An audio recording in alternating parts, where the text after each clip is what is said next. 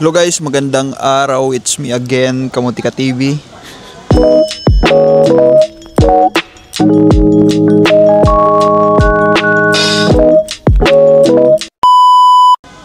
At kung hindi ka pa nakapag-subscribe, subscribe mo na yan. At baka ikaw na lang hindi pa nagsusubscribe, ayan, i-follow nyo guys yung FB page ko. Ayan, nandyan. Pwede nyo kayo message dyan. And gagawa natin ng paraan kung ano may tutulong natin sa mga tanong mo. At masagutan natin. Ayan, thank you so much guys sa lagi nyong panunood. Ayan, shoutout sa inyo. Hindi ko kayo may isa-isa at alam nyo na yun kung sino mga lagi nanonood sa mga vlog ko. Ayan, thank you so much guys. And lahat ng ginagawa ko is para sa inyo. Ayan, sa mga shoutout sa mga mamakaw. Ayan, panoorin nyo guys yung mga vlog ko. And talagang lahat na yun binigay ko para malaman nyo yung mga kalakaran dito sa Macau about sa paghanap ng trabaho, mga agency, mga scammer. Ayan, nandyan yan lahat. Mga paghanap ng bahay, yung mga babalak mag-Macau, nandyan yan lahat guys. I-scroll nyo lang, panoorin nyo yung mga vlog ko para magkaroon kayo ng idea dito sa Macau. Ayan, yan. Nandyan lahat, mga agency, mga nandito sa Macau, shoutout. Mga mandrigma, yung mga nandito, shoutout. Nandyan yan lahat, hanapin nyo, isa-isahin nyo. Yung mga location, nandyan na yan. Imposible na maligaw ka pa kasi may mga step by step yan. Yan. Pasalamat ka at hindi kita niligaw kasi ako nagkaligaw-ligaw muna ako bago ko yan nahanap yung agency na yan para sa inyo guys. Kasi before ng panahon namin, wala talagang mga ganun na mga vlog kung saan-saan mga agency. Yung mga Google na yan guys, Google ba yun? Google location, hindi accurate yan.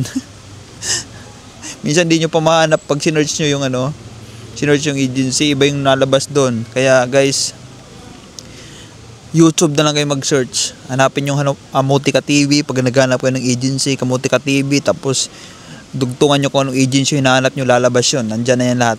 Diba? Magmamakaw, ayan. I-search nyo Kamutika TV, cost of living dito sa Macau, ayan, nalabas yan. Ganun. Kasi binilag ko na yun lahat guys. Yung mga tanong nyo, andyan na yan lahat. Sa mga nagtatanong sa akin, kung hindi ko man kayo guys masagot isa-isa, hanapin nyo lang sa mga vlog ko, scroll lang kayo kung mga magkano sahod dito sa Macau. Andyan na yan lahat guys. Salamat sa support. And ayan, shoutout natin mga mandirigma, yung mga paubos ng visa dyan. Huwag kayong mawala ng pag-asa. Yung mga, for sure, mag-exit kayo ng Thailand. Kung sa Pinas man, pag-isipan nyo na mabuti kung mga yung mga pagkakamali nyo, kasi alam ko may mga mali kayo dyan kaya hindi kayo nakahanap ng trabaho. And habang nasa Thailand kayo, mag-isip-isip na kayo habang malapit na kayo bumalik ng Macau kung ano bang mga pagkakamali ko dati na hindi ko na dapat gawin pagbalik ko, diba? Huwag mo lang gawin yung mga pinagagawa mo dati nung bago ka mag-Thailand, kasi pag ginawa mo ulit yun, 100% balik ka na naman sa Thailand. Paulit-ulit lang yan. Kung yun pa rin gagawin mo, hindi ka magbago, yun pa rin yun. So yan. And guys, damihan yung experience. May mga vlog ako dyan na paano gumawa ng experience sa CB. Yan. Para hindi kayo hindi kayo malungkot, hindi kayo matakot. Oh, bakit wala pala akong experience? Pupunta ko ng Macau. Paano yun? Ayan guys, may mga tayo dyan. May mga diskarte. Ayan, panoorin yung mga vlog ko about resume. Mga diskarte tayo dyan na pwede ka magkaroon ng experience kahit wala kang experience. Ayan, nandyan yan lahat. Ayan guys, for today's video, bibigyan lang natin to ng komento yung isa natin na subscriber. And ayan, nakakalungkot isipin na umuwi na siya ng Pilipinas at hindi daw siya nakahanap ng trabaho, di siya pinalad. And nagpapasalamat siya at na-experience niya yung mga kalakaran dito sa Macau. Yan guys, nakakalungkot na umuwi siya ng Pilipinas. Yan yung nakakalungkot ko rin. Nalulungkot din ako isipin yung mga ganun na may magko-comment, idol, nakauwi na ako ng Pinas, hindi ako nakatrabaho, di ako pinalad. Diba? Parang yun pagkaramdam ko parang nagtayo ka ng bahay na hindi mo tinapos sa ligi lang. Yung nagsayang ka lang ng pera tapos wala nangyari, diba, useless lang. Ganun yung mangyayari guys. Advice ko lang sa mga nandito sa Macau na mga naghahanap ng trabaho, wag kayong uuwi hanggat di kayo makakahanap ng trabaho. Kasi alam nyo yung effort nyo, yung time, yung panahon, yung oras, yung buwan, yung araw na sinayang nyo, tapos hindi nyo lang itutuloy. Yun lagi isipin nyo guys. Iba yung pakiramdam yung nakahanap ka ng trabaho, tapos uwi ka. Di ba ang saya nun? Kaysa naman uwi ka na wala kang napala. Wala ang nangyari sa ano. Parang nanaginip ka lang eh. Di ba? Parang nanaginip ka lang, tulog ka tapos ang ganda ng panaginip mo, pagising mo, panaginip lang pala. Parang ganun lang nangyari. Kaya guys, pakiusap ko sa inyo, huwag kayong uwi. Mag-Thailand lang kayo, ganun. Kung umuwi mga, balik kayo ng Thailand. Kung may mga kamag-anak kayo dito, pa-invite kayo ulit. Diba? Kung wala namang mga kamag-anak, mag-Thailand lang kayo. Tapos balik ulit ng Macau. Ganun, wag kayong uwi. Kasi, ang hirap yung, ako nahirapan ako sa mga ganun sitwasyon na babasa ko sa comment na, idol, di ako nakahanap ng trabaho dyan. Diba? Kasi nga, kasalanan mo yun. Diba? Binigay ko na yung mga tips sa inyo, kung paano, nasa inyo na yun, talaga, nasa inyo. Ang daming kuta dito sa Macau, araw-araw. Wala kasi kayong diskarte. Hindi ko rin kasi alam yung mga sitwasyon nyo eh. Kung, siguro nakaano lang kayo sa mga barkada nyo dito sa Macau. Tawag doon yung nakabase kung ano, pre, alis tayo. Oy, bukas na. O, di ba?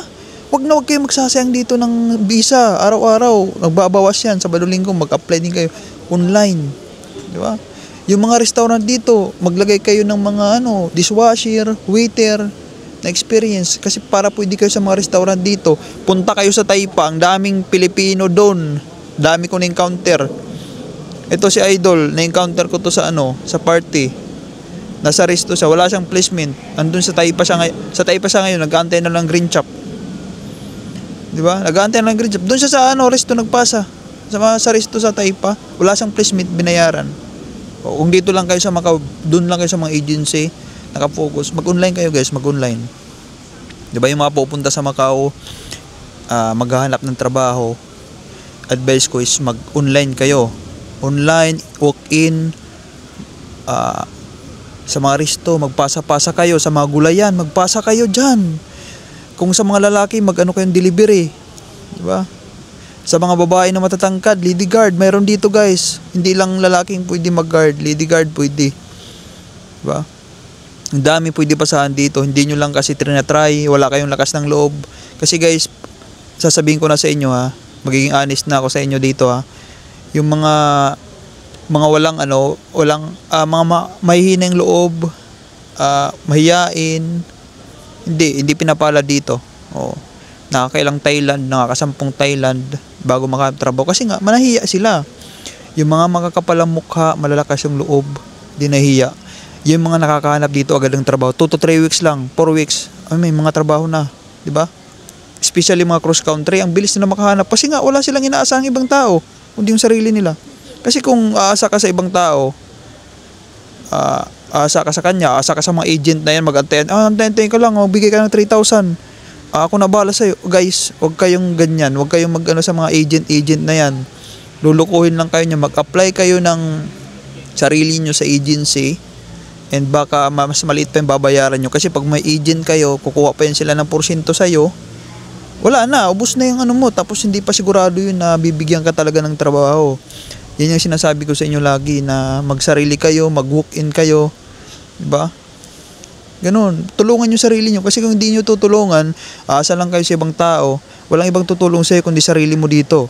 Yun yung sinasabi ko sa inyo, yung mga pupunta ng Macau, dapat alam nyo na yun, diba? Alam nyo, magtipid kayo dito, yung mga may bayad na agency, dito, tanungin nyo kung may quota. Kung ano man yung quota, tingnan mo yung CV mo kung may nilagay ka doon na experience na ganun. Hindi yung bigay ka lang ng bigay doon, ay ubos yung pera mo. Buti kung example, wala kang kamag-anak dito, wala. Diba?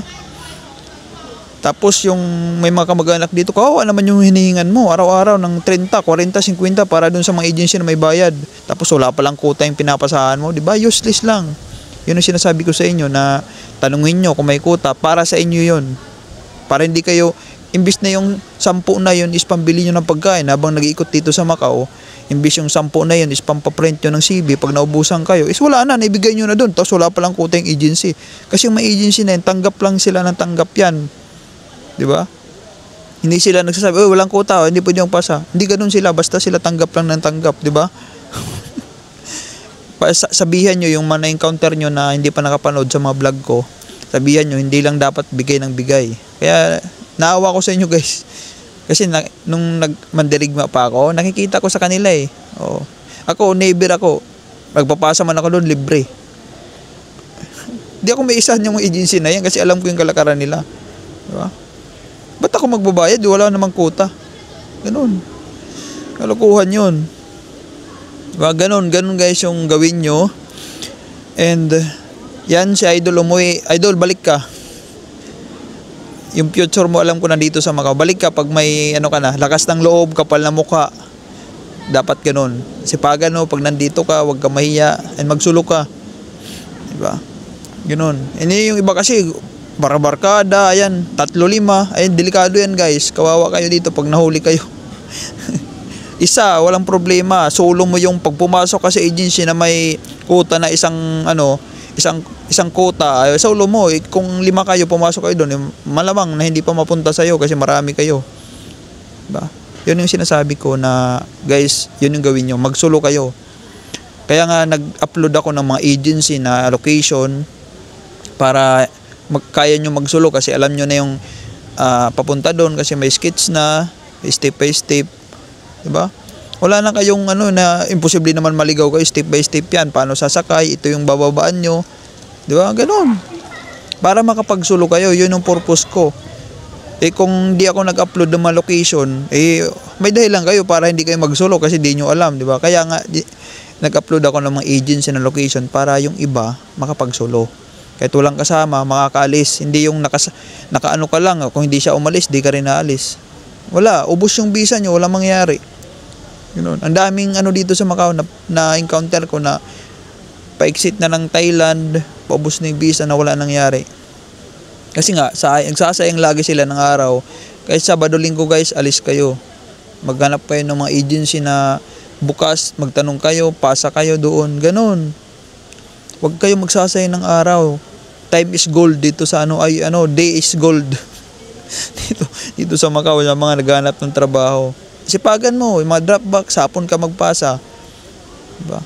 Ganon. Hindi yung pagkahapon na, hindi ka naalis. Wala na.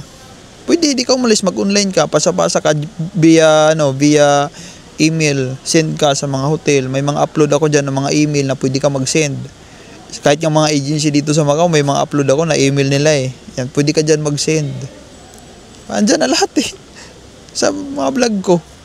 Nasa sayo na lang yun kung Kaya wag mong sisihin yung ibang tao, yung na wala kang kasama, hindi ako, ba't ako di nakahanap? Kasi nga, sarili mo hindi mo tinutulungan.